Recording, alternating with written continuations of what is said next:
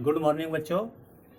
जैसा आपको पता है कि हमारी ऑनलाइन क्लासेस शुरू हो चुकी हैं, जिसमें पहले आपको आवेश, विद्युत क्षेत्र की तीव्रता, इनके मात्रक के बारे में स्टडी मटेरियल PDF फाइल के द्वारा डाला जा चुका है।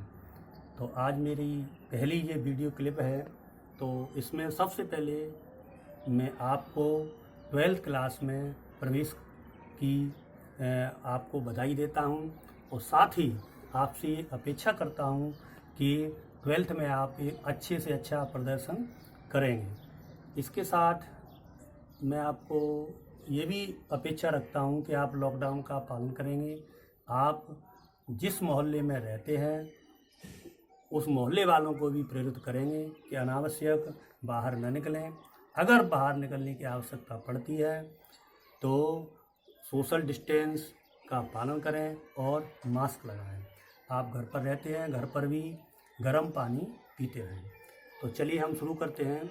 आज हमारा पहला वीडियो क्लिप, जिसका मटेरियल मैं पहले डाल चुका हूं, लेकिन मैंने ये निश्चित किया है कि जो इम्पोर्टेंट टॉपिक होंगे उनकी मैं वीडियो क्लिप भी समय समय पर जारी करते रहेंगे, जिसके आपको कोई असुविधा न हो। कहीं आपको कोई प्रॉब्लम होती है तो फ़ोन के द्वारा, व्हाट्सएप के द्वारा आप दूर कर सकते हैं। तो ये है, हम आज पढ़ेंगे हम कूलाम का नियम। तो कूलाम के नियम का स्टडी मटेरियल पर डाल चुके हैं, केवल आपको समझना है। तो समझने में बच्चों ध्यान देंगे कि दो आवेश, दो स्थिर आवेश, मान लीजिए एक स्थिर आवेश है ये, दूसरा है ये स्थिर आवेश यानी Q1 और दूसरा स्थिर आवेश यानी Q2, और इनके बीच की दूरी R, यानी दो स्थिर आवेश Q1 और Q2 R दूरी पर स्थित हैं। तो कूलम साहब ने कहा था कि दो स्थिर आवेशों के मध्य लगने वाला बल कोई सा भी हो, चाहे आकर्षण बल हो चाहे प्रतिकर्षण बल हो। ये भी हम पहले इस क्लियर कर चुके हैं कि दो आवेशों के मध्य लगने वाला आकर्षण बल कब होगा और प्रतिकर्षण बल कब लगेगा। अगर दोनों आवेश विपरीत आवेश हैं तो आकर्षण बल लगेगा, अगर दोनों समान आवेश हैं तो प्रतिकर्षण बल लगेगा। मैं समझता हूँ ये आप जानते हैं। तो कूलम साहब ने कहा था कि दो आवेशों के मध्य लगने वाला बल उन आवेशों के गुणनफल के अनुपाती होता है। तो दो आवेशों के मध्य लगने वाला बल उन आवेशों के गुणनफल के अनुपाती होता है। इस चीज को हम सिंबल के रूप में किस तरह से लिखेंगे, अर्थात F अनुपाती Q1 Q2 समीकरण नंबर 1। तो क्लियर हो गया, दो आवेशों के मध्य लगने वाला बल उन आवेशों के गुणनफल के अनुपाती होता है। दूसरी बात और बताई थी कि जो ये बल लगता है गुणनफल के अनुपाती होता ही है, साथ ही उनके बीच की दूरी यानी कि R उनके बीच की दूरी के वर्ग के व्युत्क्रमानुपाती होता है। तो इस चीज को कैसे लिखेंगे, यानी F अनुपाती 1/R²। ये समीकरण नंबर हो गया 2। क्लियर? अच्छा, अब मैं क्या करूंगा, ये दो समीकरण आ गए कूलम के नियम के अनुसार। इन दोनों समीकरणों को मिला के हम क्या करेंगे, एक समीकरण करना है।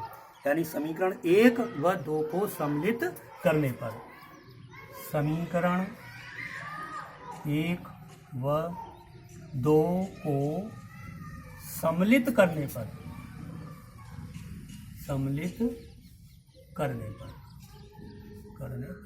यानी दो समीकरण को इकट्ठा करके हम एक समीकरण बना लें। तो क्या होगा, जैसे देख रहे हैं आप, F कॉमन आ गया, यानी F अनुपाती ये आ गया Q1 Q2/R²।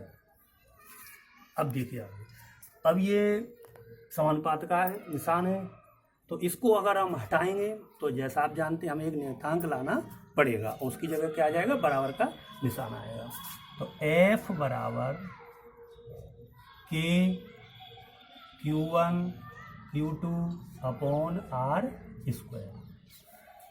तो F बराबर के Q1 Q2 upon r square. अब यहाँ पर जो K का मान होता है वो किसके बराबर होता है, यानी K बराबर होता है 1/4 पाई एप्सिलॉन 0 के।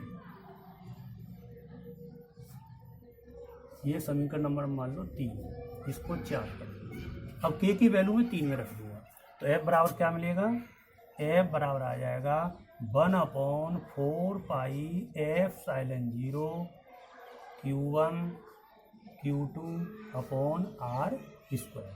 ये हमारा कूलम्स के नियम का फॉर्मूला प्राप्त हुआ। अब इसमें जैसे 4 पाई परिचित हैं आप, एप्सिलॉन 0, जहाँ एप्सिलॉन 0 को हम बोलते हैं निर्वात की वैद्युतशीलता। तो एप्सिलॉन 0 निर्वात